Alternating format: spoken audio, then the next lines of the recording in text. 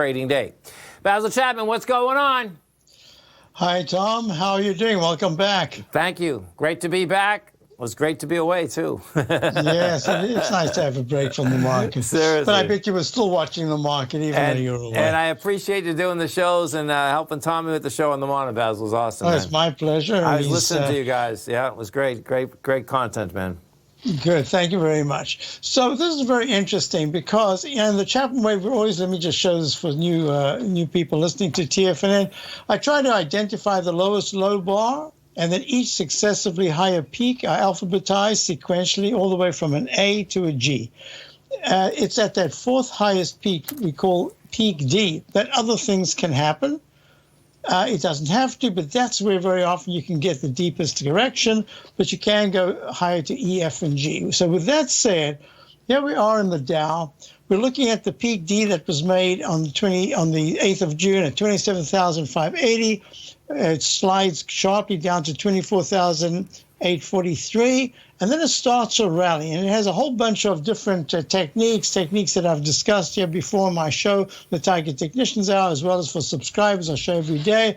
And there's one that's called the falling axe. It's basically declining trend lines. If you break that trend line and you go past what I call the Chapman Wave inside track repellent zone, you can go one to the upside. I've tried to make this as clean as possible, so I've got rid of a whole bunch of them. But you can see this very last one here was this declining trend line, a little inside channel that was declining. When we broke out of that, we started, look, 1, 2, 3, 4, 5, 6. Earlier in the day, this was the 7th green candle. And it's still an up candle so far. The Dow's up about 4 points. It was up over 300. It went. Now, this is also very interesting for my subscribers. I have a technique that I discuss that's called the Chapman Wave Inside Track.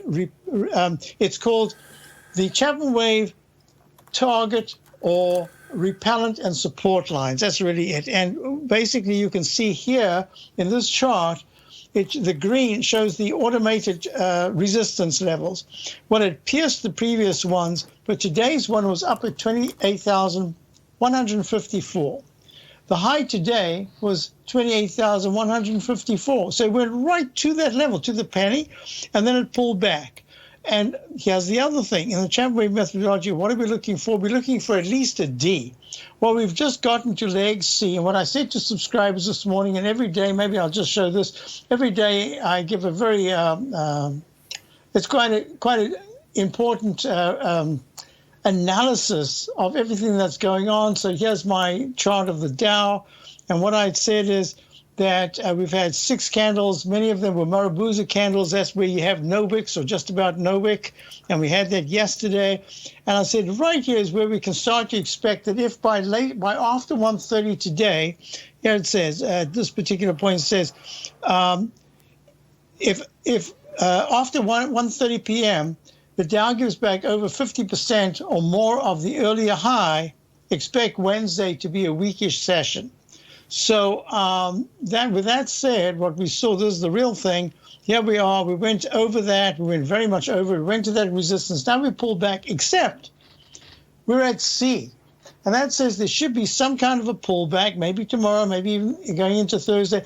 And then there should be one more spike. It doesn't have to be, but the chances are good that we should have one more spike that goes above that to leg D, and it's almost always at that leg D that I begin to start looking at either a short position, but we have option call from the March 23rd low, so we've been we've switched those out to the later months, and it went from 10.5 today. It was up at about 77.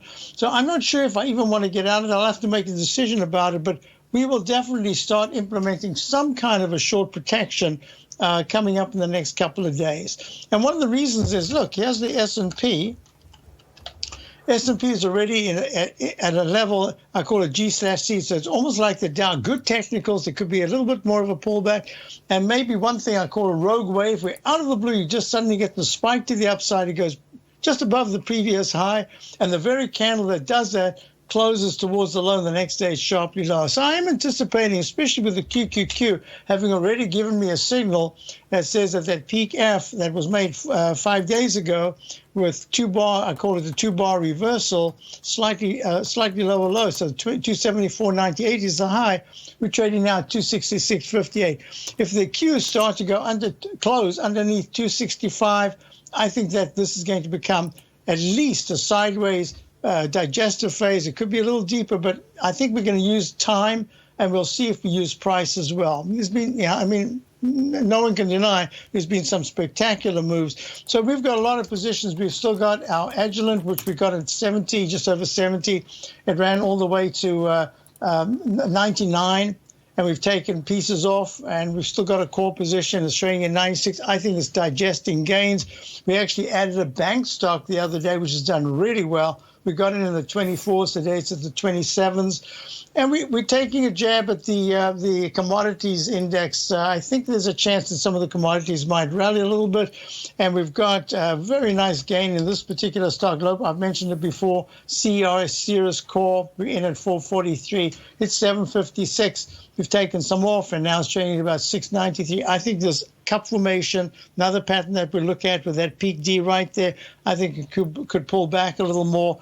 And we've still got that IAI, which is this is the iShares Broker Dealer and Securities ETF, and it went to a leg D today. So a lot of these things are suggesting got to be a little bit careful here, but the sectors that to me are most important is this broker index, because if this can hold any correction, if there's any correction, and at 63 right now, if it can hold the 57 to 55 level on any worst case basis, that'll be good. In fact, if it, in the next 2 weeks, if it suddenly pops over 67, I think that'll be really good action. So I'm watching this because this to me is a really good indicator to tell me whether or not investors are starting to get back into stocks. I certainly think they are. This indicates that they are, and how it acts is going to be very important. And I wouldn't be surprised, and we've seen this in gold, we've seen this in the NDX, that there's a little bit of a rug pull that occurred that has surprised some of the novices in the business, that have gotten into stocks.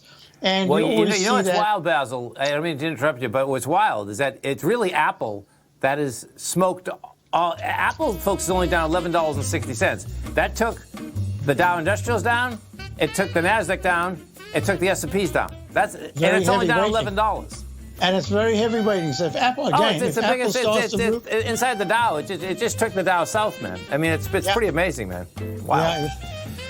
So we can a little cautious, yeah. Folks, come over to our website at TFNN. You see the opening call. Subscribe. Basil, thanks so much, man.